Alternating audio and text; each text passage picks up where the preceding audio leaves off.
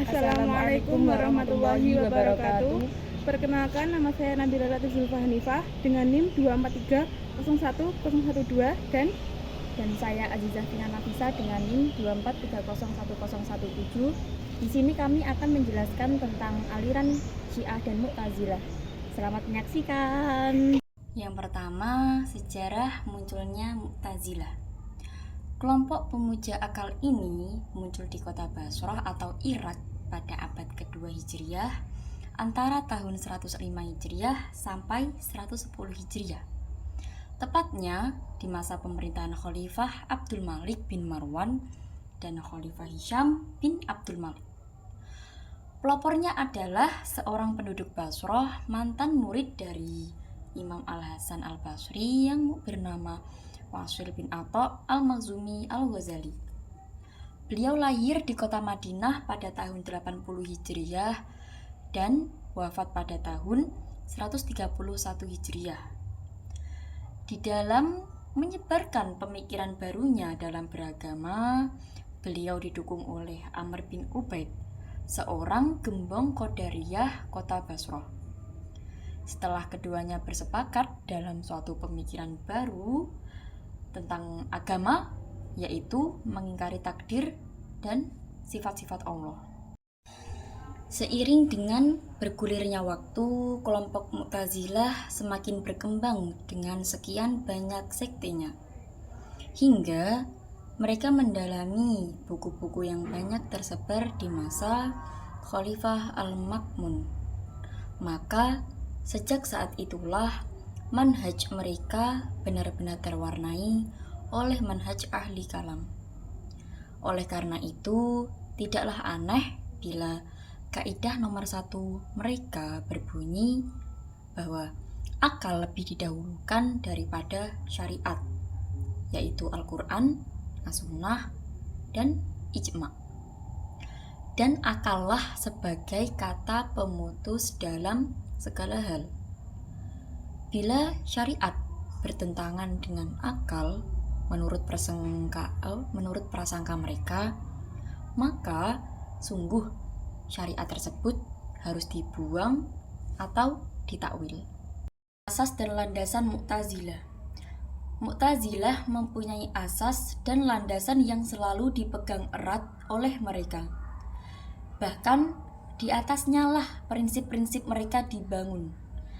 Asas dan landasan itu mereka sebut dengan al-usulul khamsah atau 5 landasan pokok. Adapun rinciannya sebagai berikut. Yang pertama adalah landasan at-tauhid. Yang mereka maksud dengan at-tauhid adalah mengingkari dan meniadakan sifat-sifat Allah dengan dalil bahwa menetapkan sifat-sifat tersebut berarti telah menetapkan untuk masing-masingnya Tuhan.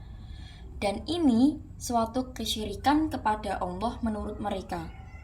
Oleh karena itu, mereka menamakan diri dengan ahlu tauhid atau al-munazihuna lillah, yang artinya orang-orang yang mensucikan Allah. Kemudian landasan yang kedua adalah al-adil atau keadilan. Yang mereka maksud dengan keadilan adalah keyakinan bahwasanya kebaikan itu datang dari Allah, sedangkan kejelekan datang dari makhluk dan di luar kehendak atau masyiahnya Allah Subhanahu wa ta'ala. Lanjut pada landasan yang ketiga, yaitu al-wa'du wal wa'id. Yang mereka maksud dengan landasan ini adalah bahwa wajib bagi Allah Subhanahu wa ta'ala untuk memenuhi janjinya sebagai al-wa'd bagi pelaku kebaikan agar dimasukkan ke dalam surga, dan melaksanakan ancamannya sebagai al-wa'id bagi pelaku dosa besar walaupun di bawah syirik agar dimasukkan ke dalam neraka, kekal abadi di dalamnya, dan tidak boleh bagi Allah untuk menyelisihinya. Karena inilah mereka disebut dengan wa'idiyah. Lalu masuk pada landasan yang keempat, yaitu di suatu keadaan di antara dua keadaan. Yang mereka maksud adalah bahwasanya keimanan itu satu dan tidak bertingkat-tingkat. Sehingga ketika seseorang melakukan dosa besar walaupun di bawah syirik, maka telah keluar dari keimanan, namun tidak kafir di dunia. Sehingga ia berada pada suatu keadaan di antara dua keadaan, yaitu antara keimanan dan kekafiran. Masuk pada landasan yang kelima, yaitu amar ma'ruf nahi mungkar. Di antara kandungan landasan ini adalah wajibnya memberontak terhadap pemerintah muslim yang dolim. Nah, selain dari 5 landasan di atas, Mu'tazilah juga memiliki banyak sekali pemikiran lainnya. Di antaranya adalah 1. Mendahulukan akal daripada Al-Quran, As-Sunnah, dan ijma ulama. Yang kedua, mengingkari azab kubur, syafaat Rasulullah untuk para pelaku dosa. Ketiga, mengingkari ru'yatullah atau dilihatnya Allah. Yang keempat, mereka mengingkari timbangan amal di hari kiamat. Yang kelima, mereka juga mengingkari asyirat, yaitu jembatan yang diletakkan di antara dua tepi jahanam. Yang keempat, mereka mengingkari adanya telaga Rasulullah di padang mahsyar. Yang ketujuh, lagi-lagi mereka mengingkari adanya atau keluarnya Dajjal pada akhir zaman nanti.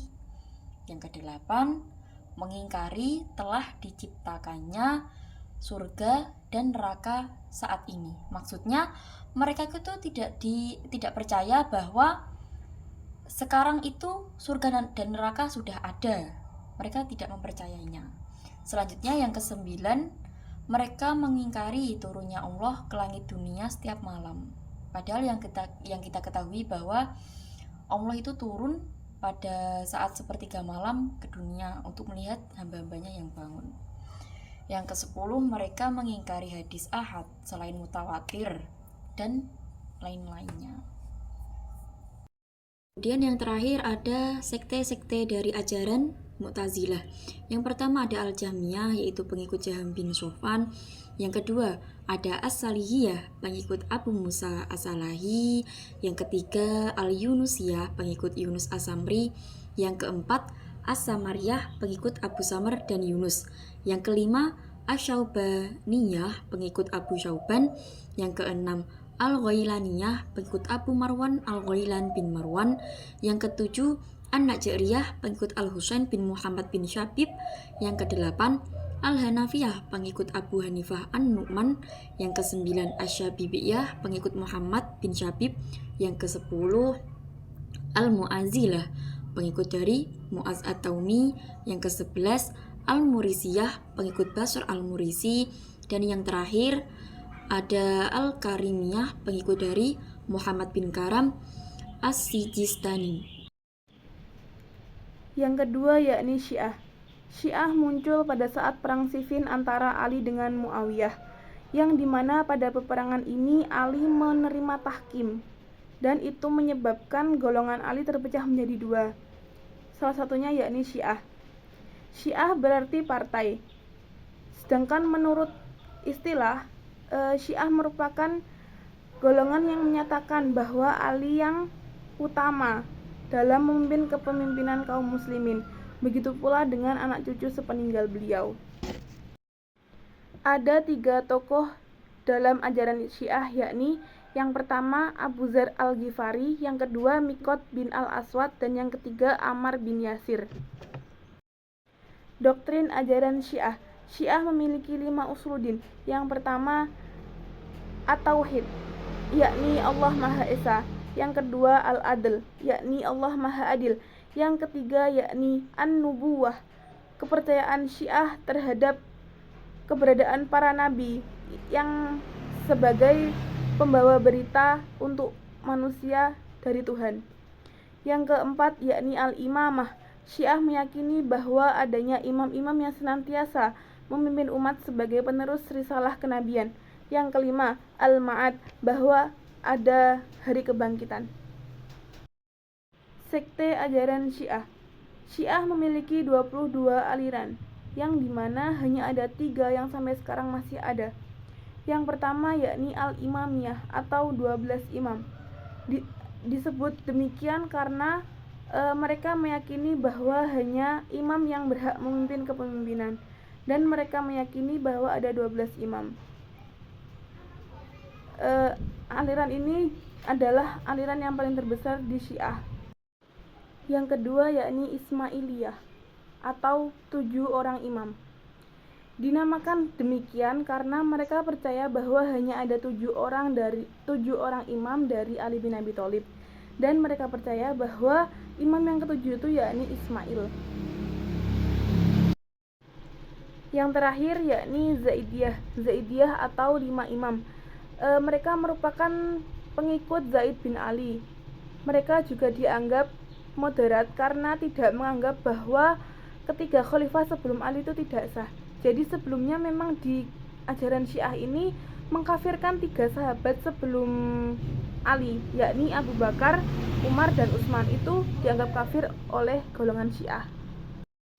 Sekian video presentasi dari kami, kurang lebihnya mohon maaf. Wabillahi taufiq wal hidayah. Assalamualaikum warahmatullahi wabarakatuh. Bye bye.